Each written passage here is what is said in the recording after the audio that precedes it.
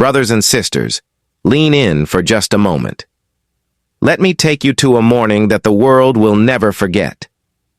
It was the 16th of August, the year 2025, and the clock had just struck 4 in the morning.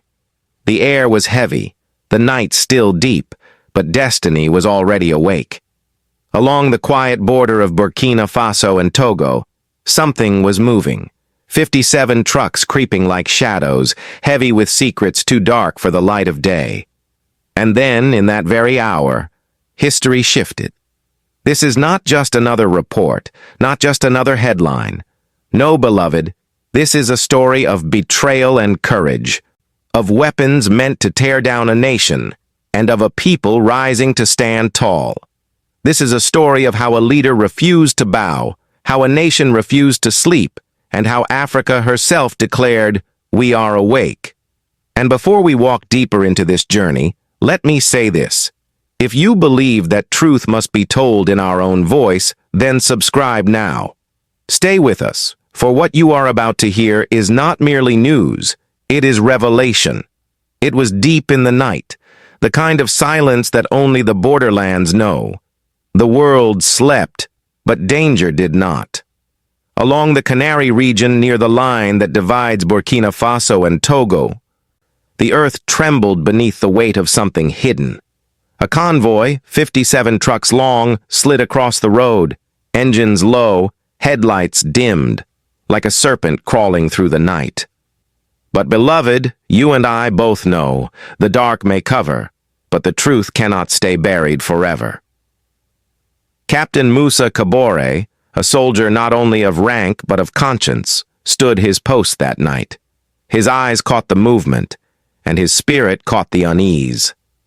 Trucks that size, moving at that hour, on roads not meant for commerce but for secrecy, something was wrong. He radioed the alarm, his words sharp with urgency. This is no aid delivery. This is something else. And in the palace, the young lion of Burkina Faso, President Ibrahim Traoré, did not turn away. He did not wait for committees or debates.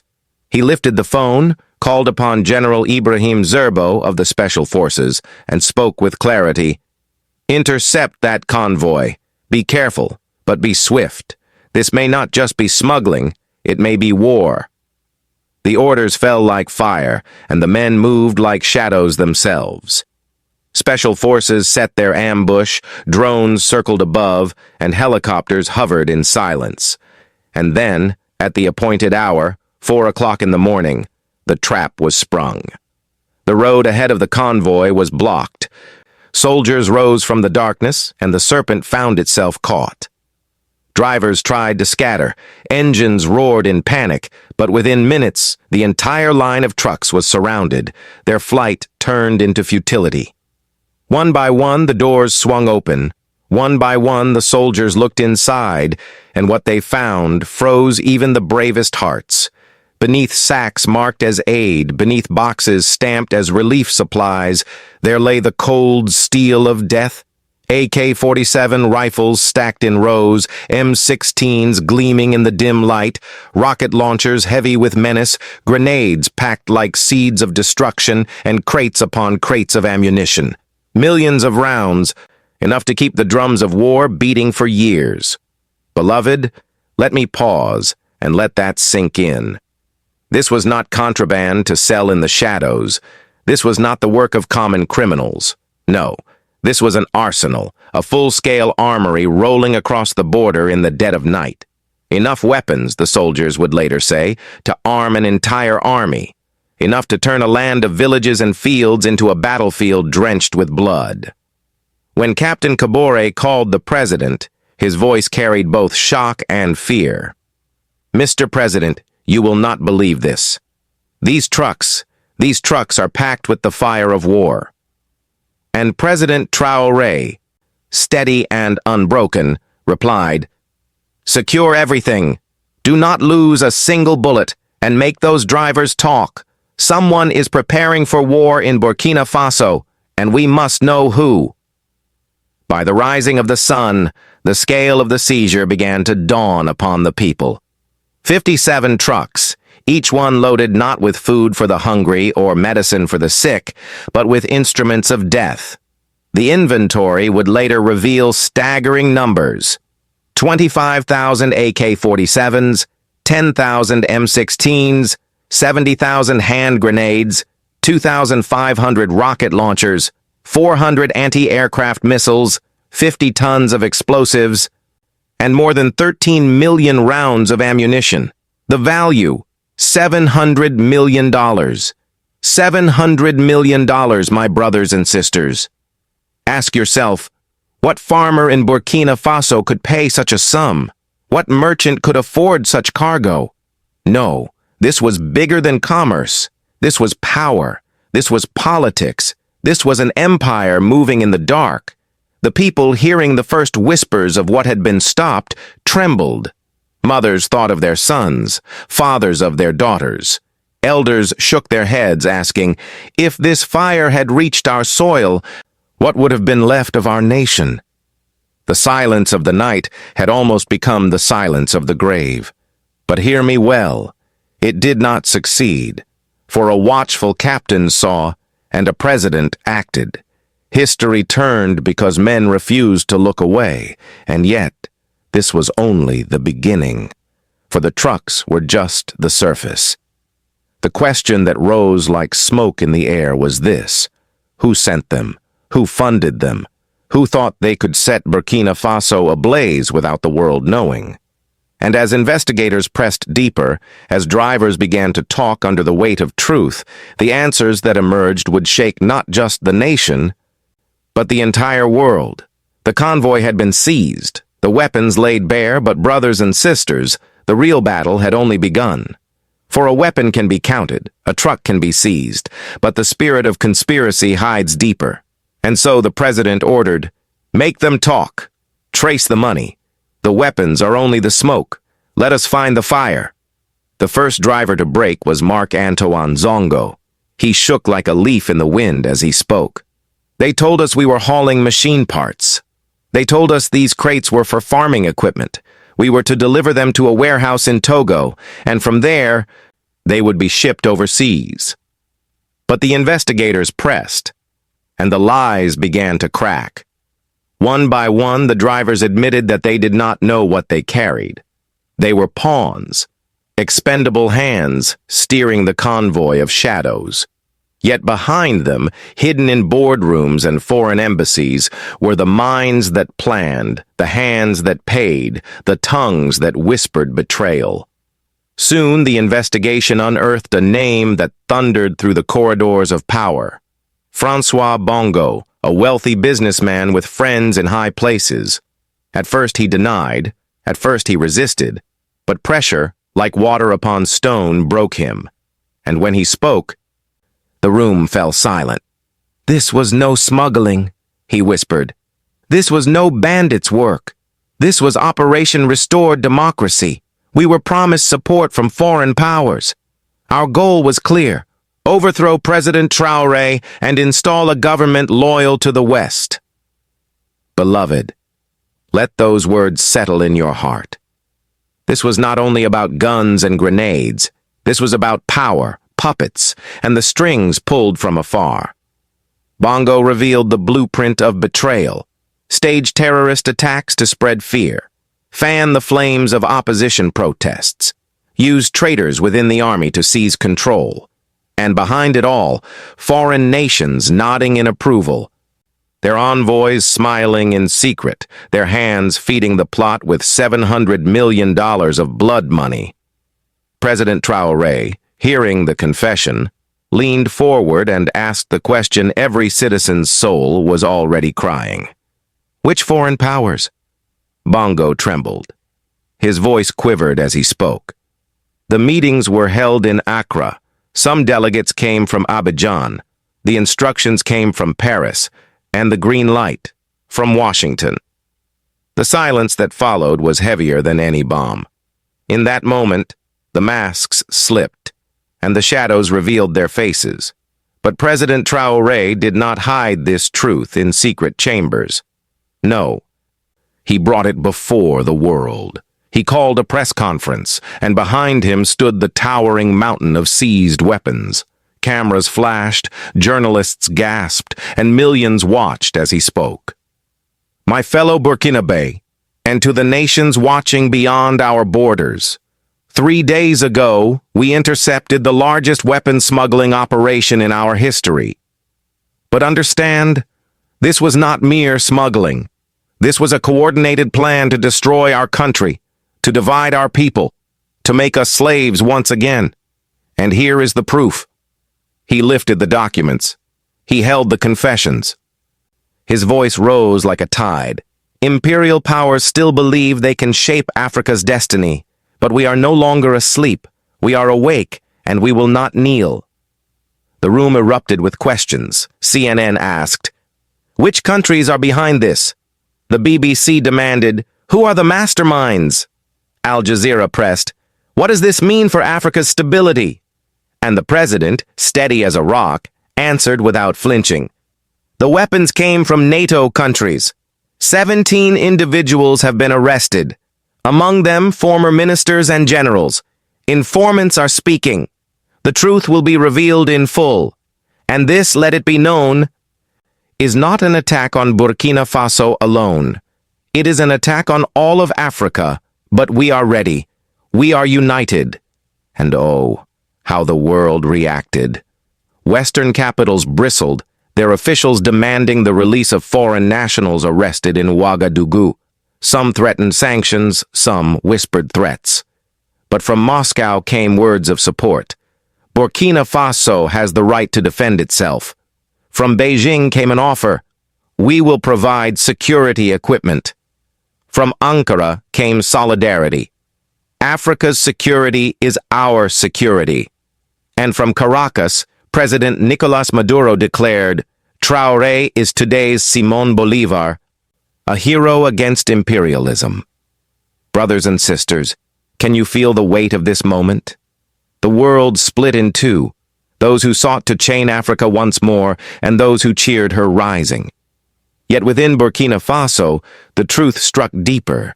Citizens saw not only the weapons but the names, former ministers, retired generals, respected businessmen, all revealed as traitors. Trust shattered, but unity grew stronger, for the people now knew their nation had enemies both outside and within. And still, the story did not end there. For the confessions, the raids, the revelations, they were only laying the foundation. What came next would shake the courtroom, stir the streets, and melt even the hardest steel into symbols of peace. By the third day, the storm had moved from the borderlands to the very heart of the capital. Ouagadougou was no longer a city of whispers, but a city alive with the thrum of justice. President Ibrahim Traoré had given his command without hesitation. Search every warehouse, raid every address, leave no stone unturned. The weapons are only the beginning. The traitors must be exposed. And so, at dawn, Operation Storm was unleashed. 23 sites were struck simultaneously. Soldiers moved like thunder. Doors splintered under boots, and what they found confirmed the nightmare. 17 warehouses held more stockpiles, boxes of rifles, grenades, explosives stacked in silence, waiting to be called into chaos. And alongside the weapons came the faces of betrayal. Beloved, it was not nameless men in rags that they captured. No, it was men of status, men once respected, former ministers who had sworn oaths of service, retired generals who had worn medals of honor, businessmen who had shaken the president's hand in daylight while conspiring in the dark. Even foreign diplomats, cloaked in immunity, were discovered among them. Their papers stamped with lies, their pockets heavy with blood money. The revelations stung like fire. The people filled the streets, demanding justice. The courtroom became a theater where truth met treachery. Citizens crammed into the halls, elders pressed close, mothers with babies in arms, young men with clenched fists. And when the accused were marched in, heads bowed, faces pale, the room erupted in cries, "Traitors! Betrayers! Justice!" The charges read aloud like thunder, attempting to overthrow the state, organizing a terrorist movement, trafficking weapons of war, treason against the nation.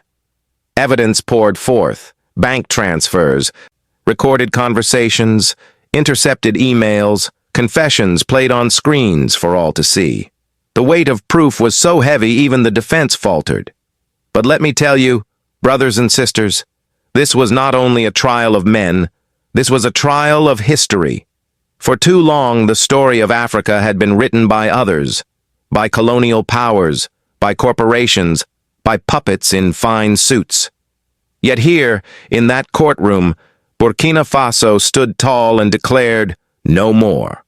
International pressure mounted like a flood. Western nations demanded the release of their detained nationals. They threatened sanctions, trade restrictions, and the closing of embassies. But Traoré, unbending, looked into the eyes of his people and declared, "History will judge those who try to intimidate us. We bow to no one but the will of our people." And then came the moment that turned pain into power. On the 17th of August, the president gathered the nation in Independence Square. Tens of thousands filled the space, their voices like waves, their hearts pounding as one. Before them stood not just their leader, but their brother, their son, their symbol of defiance. Behind him rose a towering display, rifles, rocket launchers, grenades stacked higher than a man, the tools meant to enslave them. And with steady hands, Traoré spoke. "They wished to drown us in blood. They wished to tear us apart. But today, we declare victory, not of guns, but of unity. These weapons will never claim our children. These weapons will be melted down, reshaped, reborn." A great cauldron was rolled onto the stage. Soldiers dropped the first rifle into the flames. Metal hissed, sparks rose, and silence fell across the crowd. Slowly, the weapon melted, poured into a mold. Traoré lifted the new creation for all to see, a school bell. "Every morning, when our children hear this ring, they will not hear the call of death, but the sound of life. From tools of death we will build tools of hope." And the people wept. Elders wiped tears from their eyes, women raised ululations of joy, youth raised their fists high. One old man, trembling, whispered, "They were going to kill our grandchildren with these. Now those same weapons will teach them." Beloved, think of the power of that moment. It was not merely steel melting, it was fear melting, it was betrayal melting, it was history melting. From ashes rose a new vow. Burkina Faso would not be a graveyard of dreams, but a cradle of renewal. Yet, let us not deceive ourselves. For even as the flames consumed those rifles, questions still burned hotter. Who else was involved? How deep did the conspiracy run? And most of all, could Burkina Faso stand firm against the weight of nations determined to see her fall? When the smoke of betrayal lifted in Ouagadougou, its shadow stretched far beyond Burkina Faso. What had begun on the quiet roads of Canary was now the talk of parliaments, the subject of breaking news, the whisper in diplomatic corridors. And at the center of it all stood one question: how would the world respond? In Washington, the story was greeted with unease. Some officials denied involvement outright, painting the accusations as propaganda.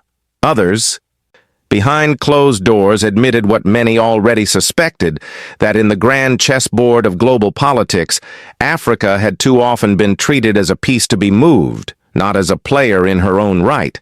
And so, while public statements demanded the release of detained foreigners, ordinary citizens asked a deeper question. If such a plot had unfolded on American soil, would we not expect our president to defend us just as fiercely as Traoré defended his people? In Paris, the outrage was louder, the denials more vehement. Yet whispers leaked through diplomatic cables. France, long tied to the Sahel, was losing its grip, and losing it to a younger generation unafraid of breaking old chains. In London, the response was cautious, in Brussels, concerned, but in Africa, beloved, the reaction was fire.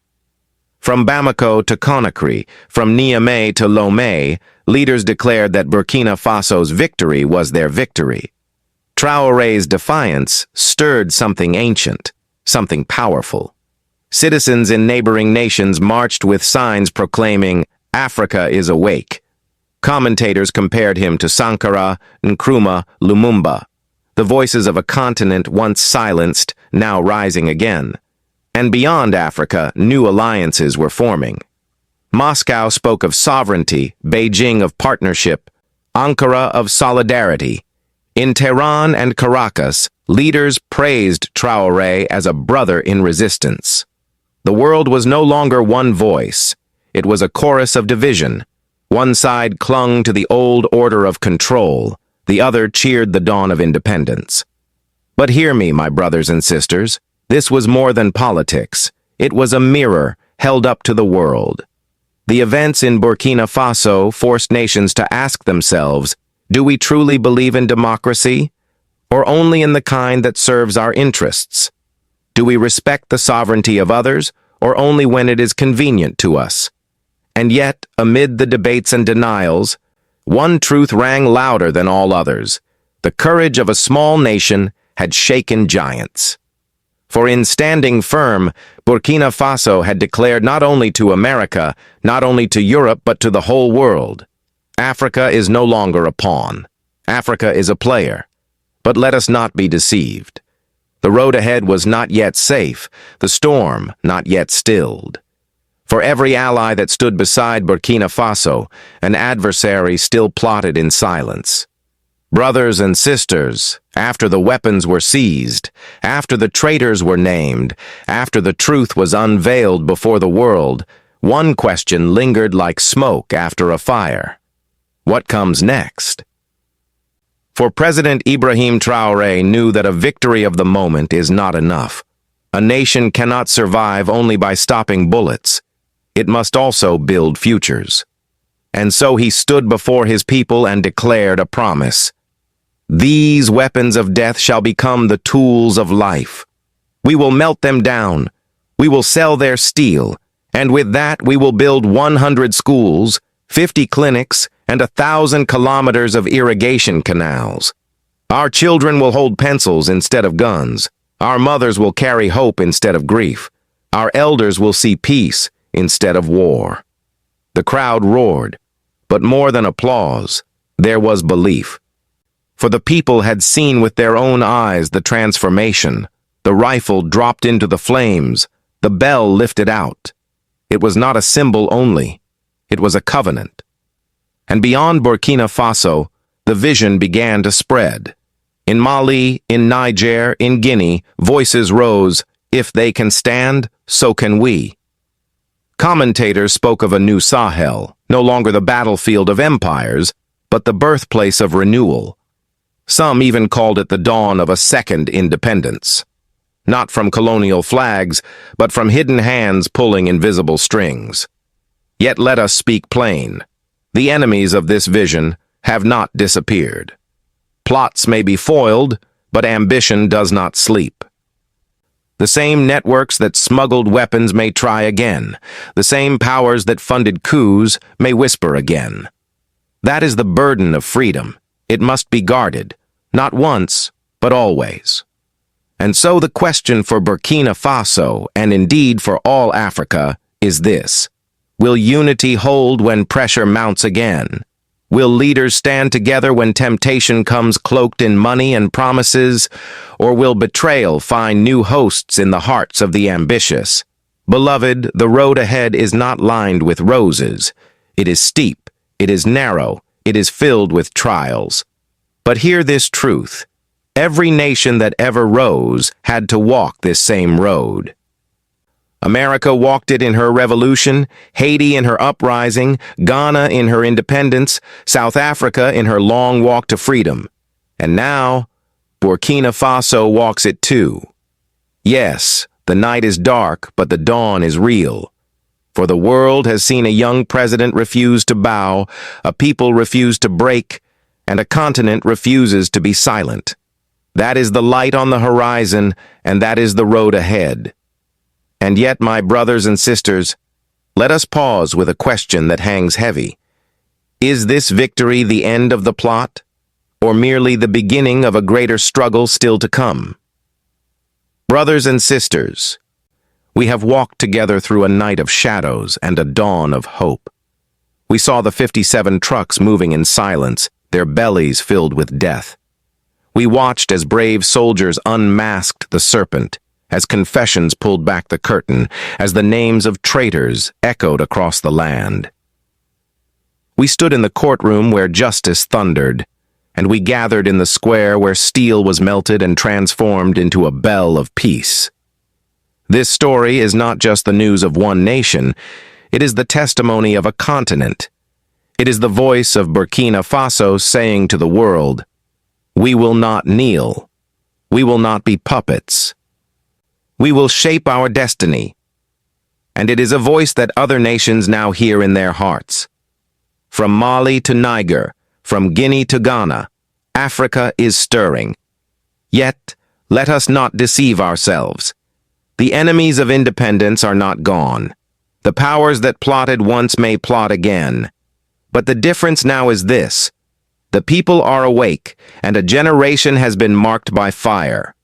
So let us ask ourselves, beloved, is this the true awakening of Africa? Is this the beginning of a freedom that cannot be stolen? Or is it but one victory in a longer battle still unfolding?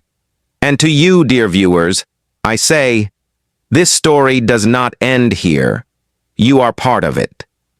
Your voice, your witness, your solidarity matter. If you believe in freedom, if you believe in truth, then let your support be seen. Subscribe. Share this story. Let the world know that Africa speaks for herself. For every bell that rings in a Burkina Faso school, for every child that learns under the light of peace, for every heart that beats with courage, the echo will carry far beyond Ouagadougou. It will carry across oceans, across generations, declaring, Africa is no longer a pawn. Africa is a player. And so I leave you with this promise. The struggle is not finished, but the victory is real. And as the story of Ibrahim Traore news continues, as the headlines of Burkina Faso news unfold, one truth will remain. Africa will not be silenced. Africa will not be broken. Africa will rise. Yes, beloved, the night was long, but the morning has come.